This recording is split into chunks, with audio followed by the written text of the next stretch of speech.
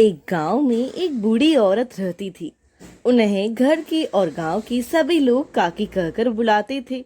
उनकी अपनी कोई संतान नहीं थी, इसीलिए पति के चले जाने के बाद वह अपने भतीजे और उसके परिवार के साथ रहती थी।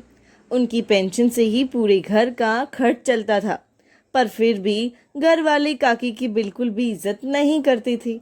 वह मकान में जिसमें सब घर वाले रह रहे थे, वह काकी के पति ने ही बनवाया था। लेकिन इसके बावजूद काकी को घर का सबसे छोटा कमरा दिया गया था। यहाँ तक कि उन्हें ढंग से खाना पीना भी नहीं मिलता था। सबके खा लेने के बाद भी जो बचा कुचा होता था वह उन्हें दे दिया जाता था, और वह खाना भी वह बड़ी चाव से खा लेते। घर के किसी भी सदस्य को काकी की कोई फिक्र नहीं थी, सिवाय गुड़िया के। गुड़िया उस घर में सबसे छोटी थी और सबकी लाडली भी थी। उसी काकी की हालत देखकर बहुत बुरा लगता।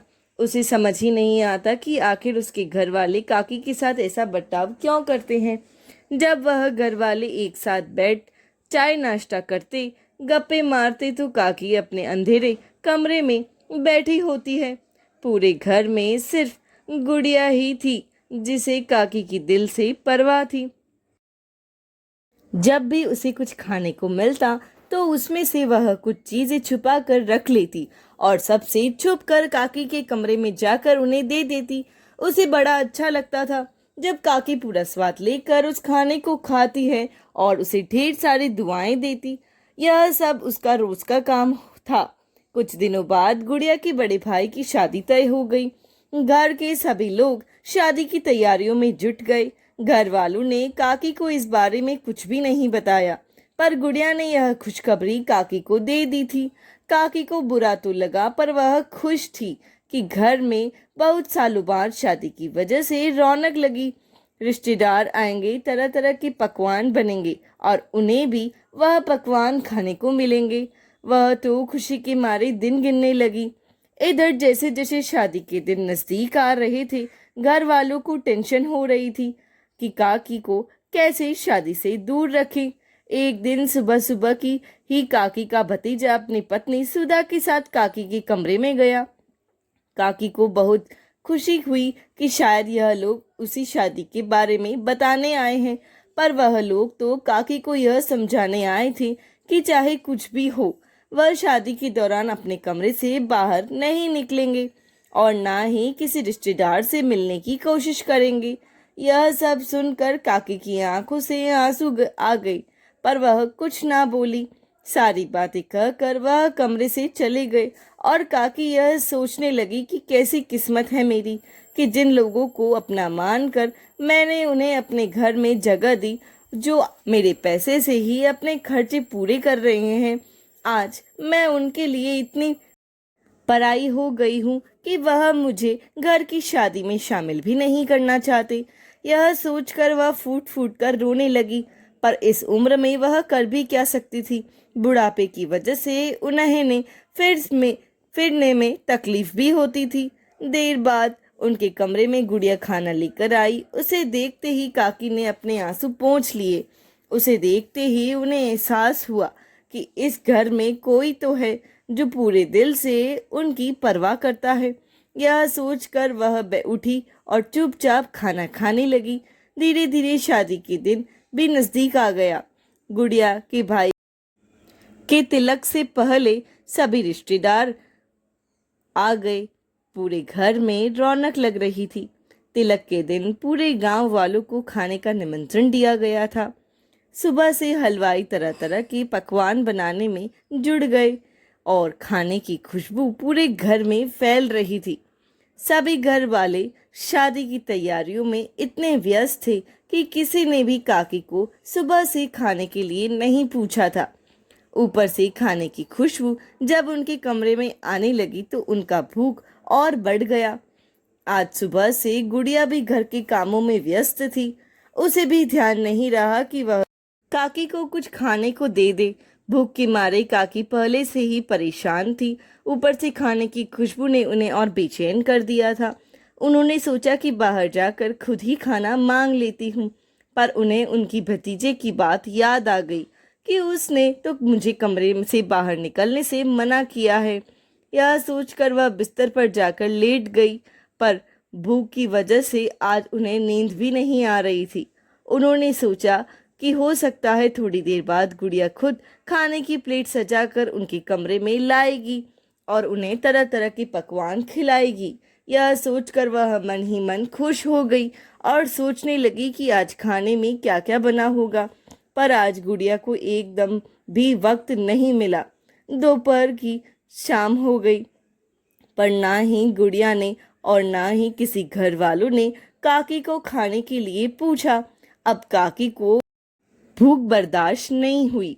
उन्होंने सोचा कि वह खुद ही जाकर खाना मांग ले। यह सोचकर वह लंगड़ाते हुए अभी अपने कमरे के दरवाजे से बाहर निकली ही थी कि सुधा की नज़र उन पर पड़ गई। वह दौड़कर आई और चिल्लाते हुए कहा कि आखिर आप चाहती क्या हैं? अपने कमरे में टिक कर नहीं बैठ सकती।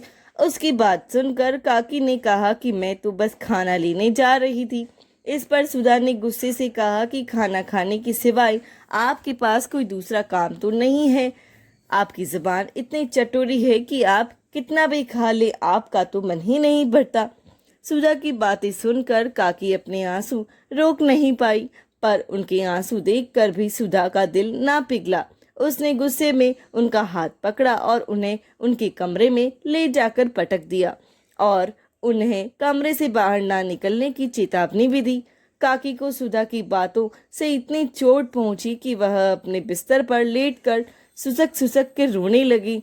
उन्हें शर्मिंदगी हुई कि अगर वह कमरे से बाहर ना निकली तो आज उन्हें सुधा की जली कटी बातें ना सुननी पड़ती। वह वापस सोने की कोशिश करने लगी, पर भूख के कारण उनकी नींद तो जैसे उड़ ही गई थी। रात को तिलक खत्म होने के बाद सभी गांव वाले ने, रिश्तेदार और घर वालों ने मिलकर दावत का लुत्फ उठाया। गुड़िया ने रोज की तरह अपने खाने से कुछ पूरियां बचाकर काकी के लिए रख ली थी। रात में सबकी सोने के बाद वह चुपके से काकी के कमरे में गई। जाकर देखा तो काकी अपने बिस्तर पर लेटी हुई थी। उसके पैरों की आवाज से काकी उठकर बैठ गई। गुड़िया ने उन्हें पूड़ियाँ खाने को दी। काकी ने पूड़ियाँ उसके हाथों से लेकर बड़े प्यार से खाई, पर पूड़ियाँ काफ़ी कम थी और काकी को बहुत तेज भूख लगी थी। उन्होंने गुड़िया से कहा कि वह उसे खाने के लिए थोड़ी और पूड़ियाँ लाकर दे दे। इस पर गुड़िया ने कहा कि सारा खाना किचन में रखा है और किचन का दरवाज़ा बंद है। अगर मैंने दरवाज़ा खोला और गलती से घर में कोई जाग गया तो बड़ी मुसीबत हो जाएगी। काकी को गुड़िया की बात सुनकर सुधा की दोपहर की बात याद आ गई। उसने गुड़िया से कहा कि वह उसे उस जगह ले जाए जहाँ सारी जूठी प्लेटें पड़ी हुई है। गुड़िया काकी का हाथ पकड़कर उन्हें आंगन में ले गई, जहाँ पर हर प्लेट में कुछ ना कुछ खाना बचा हुआ था। काकी खाने की एक एक दाने को बड़े प्यार से स्वाद लेकर खाने लगी। इधर कमरे में प्यास से सुधा की नींद खुल गई। उठते ही उसने देखा कि गुड़िया कमरे में नहीं है। वह गुड़िया को ढूंढते हुए जैसे ही आंगन में पहुंची तो उसने देखा कि गुड़िया एक जगह खड़ी है और उसके पास ही बूढ़ी काकी जमीन पर बैठ जूठी प्लेट से खाना उठाकर खा रही है। यह देखकर उसकी आंखों से आंसू आ गए। आज इतने दिनों में पहली बार उसे अपने व्यवहार पर शर्मिंदगी हुई। उसने सोचा कि आज शादी के घर में ना जाने कितने लोगों ने भरपेट खाना खाया है और काकी को किसी ने भी खाने के लिए नहीं पूछा। शादी का सारा इंतजाम जिनके पेंशन से हुआ, उससे झूठ प्लेट से खाना खाकर अपना पेट भरना पड़ रहा है। वह चुपचाप किचन में गई और खाने की पूरी थाली सजाकर काकी के सामने ले आई। उसे देखते ही काकी और गुड़िया दोनों डर गए। काकी को लगा कि अब तो सुधा उन्हें जी भर कर बुरा भला कहेगी, पर सुधा ने काकी का हाथ पकड़कर उन्हें उठाया और एक साफ जगह पर बिठाया। उन्हें खाने की थाली परोस दी। यह देखकर काकी और गुड़िया को बड़ा आश्चर्य हुआ। सुधा ने काकी से माफी मांगते हुए उन्हें खाना खाने को कहा।